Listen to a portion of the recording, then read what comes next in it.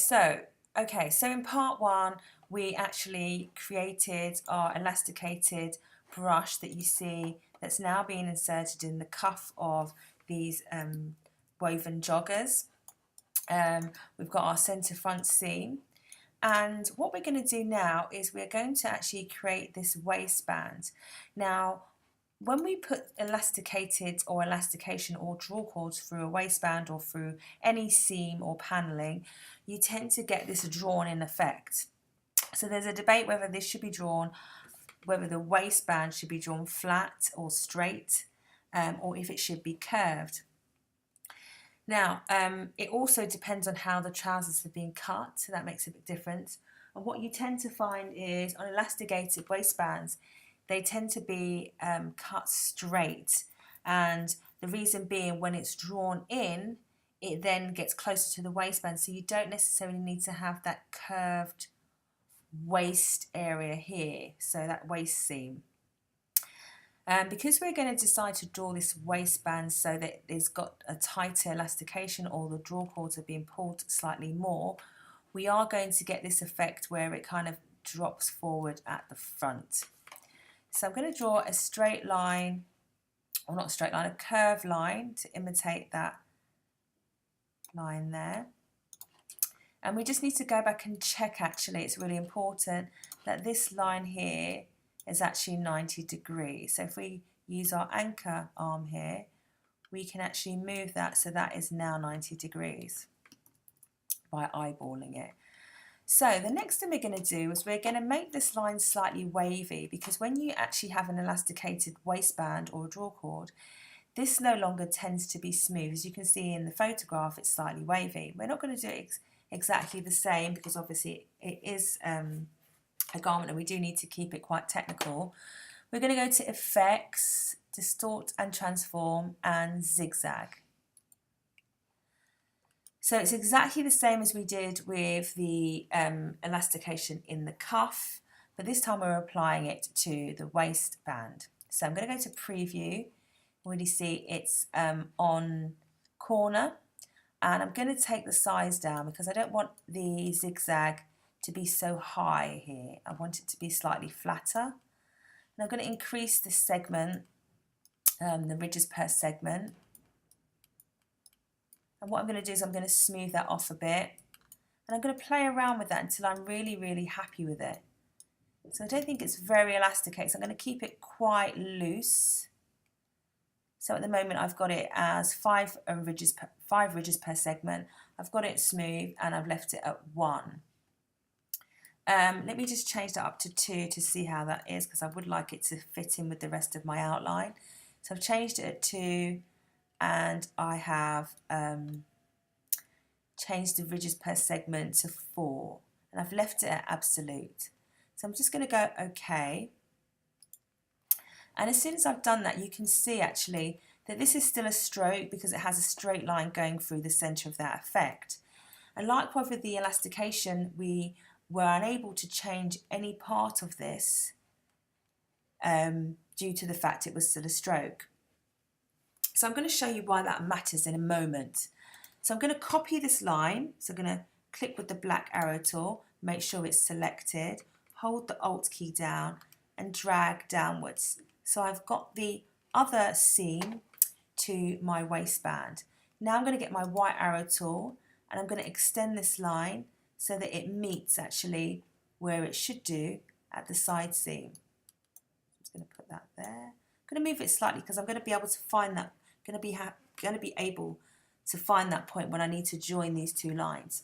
Now, one of the things that may happen, or you may try to do, and it may become very frustrating, is we now need to join these two lines together so that we get our complete shape when we reflect this waistband. So if I get my pen tool and I click on this last point here, actually, let me just make sure that it's still highlighted. Get my pen tool. If I hover over the last point already, the cursor changes, so it means that I'm going to definitely reconnect to this top line when I click. So I click here and I'm going to go to this last point here and I'm going to try and join that there. Now straight away I can see that the zigzag has been applied to this side seam, to the side area of the waistband, which I don't want that to happen.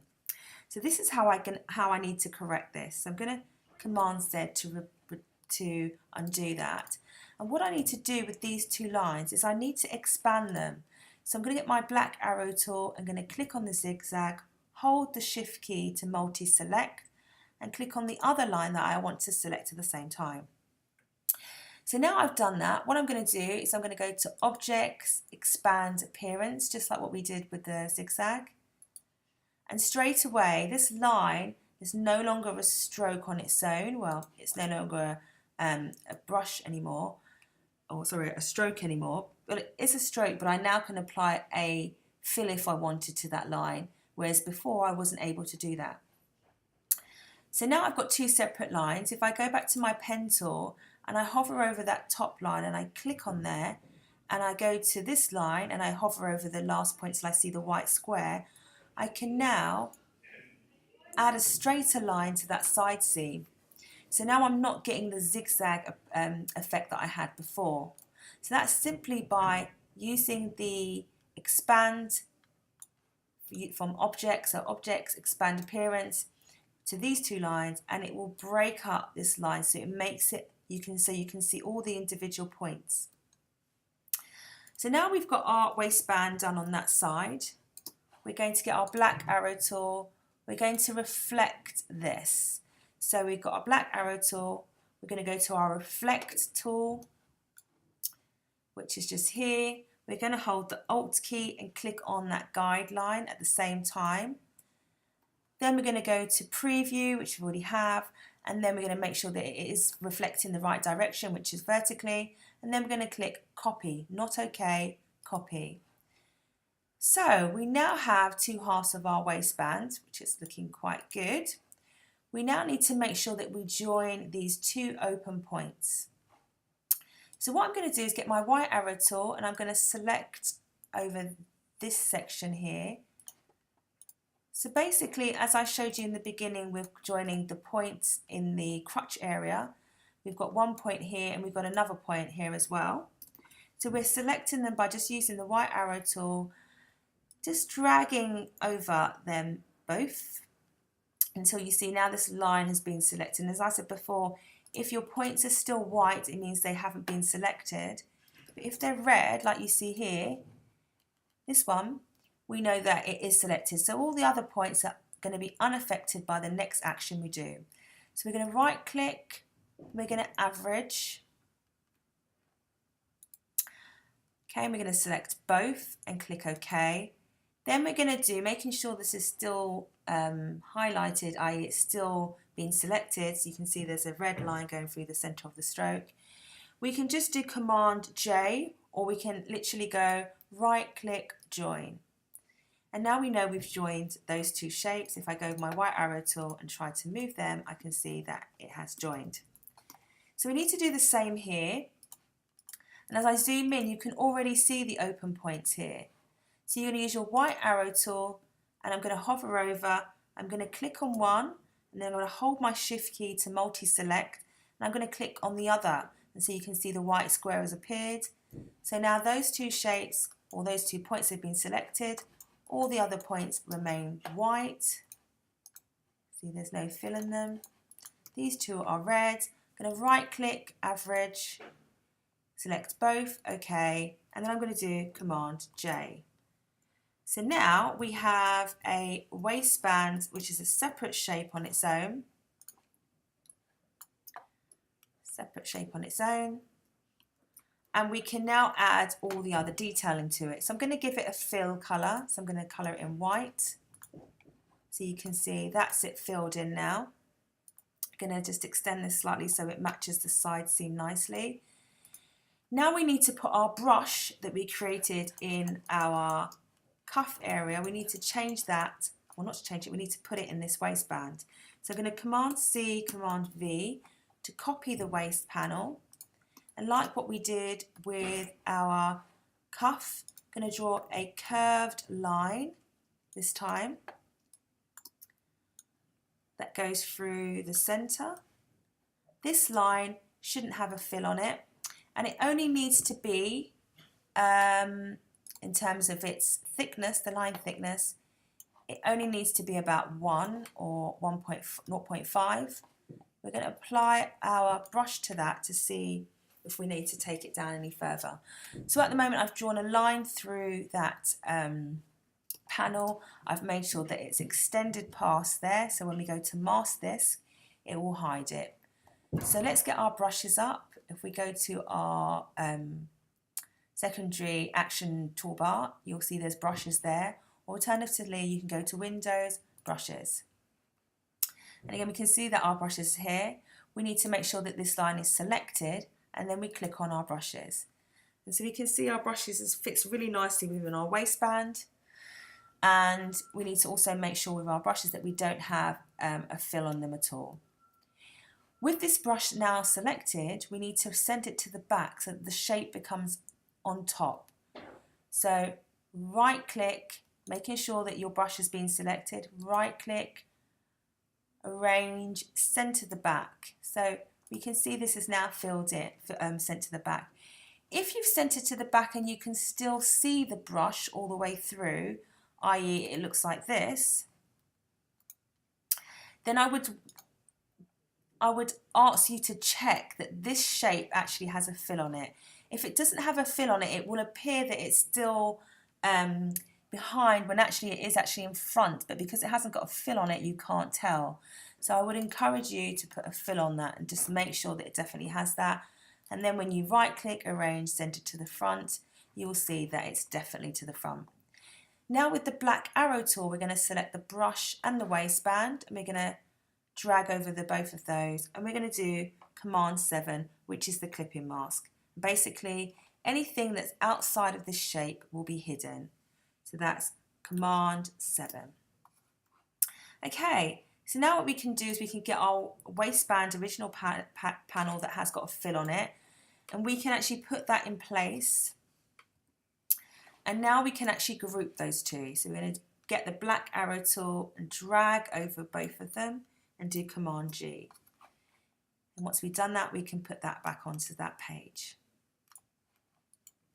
Now I'm not going to put the draw cords on here today, because if you go to one of my other videos, you'll be able to see that how to do the draw cords quite easily.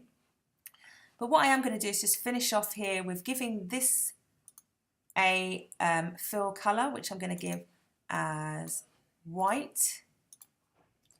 And so it's all starting to look like the same.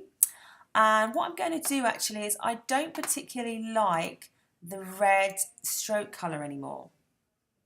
So what I'm going to do is I'm going to go to my magic wand tool, and I'm going to double click on my magic wand tool. And when I double click on it, I get some more options. And I need to make sure that I'm going to select stroke colour. And I'm going to untick stroke fill. Now what I'm doing essentially is I'm setting up the presets for the magic wand tool, because I'm going to change all of the red stroke in one go rather than clicking on them individually. So what I'm going to do is get my magic wand tool. I'm going to make sure that the tolerance is really low, and that means that it will select less shades of the red and be really specific of the shade that it's selecting. So I'm going to get my magic wand tool, and I'm going to select, just click on any of the red that I see. So again, just getting the magic wand tool, clicking on one of the red lines. Let me click away so you can see again. Clicking on one of the red lines, and as soon as I do that, let me zoom in so you can see. Clicking on this red line, and you can see it's selected all the lines that are red. So even the legs and the centre front have been selected because they were all red. Now all I need to do is double click on the stroke and change it to black, and you'll see everything changes at the same time. And that's quite handy if you're doing different coloured stitching, or if you're doing denim and you want all the stitching to be a different colour, like a tobacco colour. You can just select the stroke weight, and there you can select the tolerance. So you can select that you want it to be 0.5 or 0.1, etc. and then do the same thing with the stitching. So now we've got our front, we just need to do our little star line to show where the crutch where the crutch ends, and so we're going to get rid of the fill on that. And we've just done a curved line there. It doesn't matter on the shape, it just needs to be quite long and less curved. We need to make sure that this stroke is also less. It doesn't need to be 2 or 1. It needs to be about 0.5 or 0.25. So I'm going to leave mine at 0.25. We don't want someone to think that is a seam. So great, the next thing we're going to do is we're going to do the back waistband. So we're going to do exactly the same thing. But what I'm going to ask you to do is join me for part 3 to find out how to do the back. See you soon.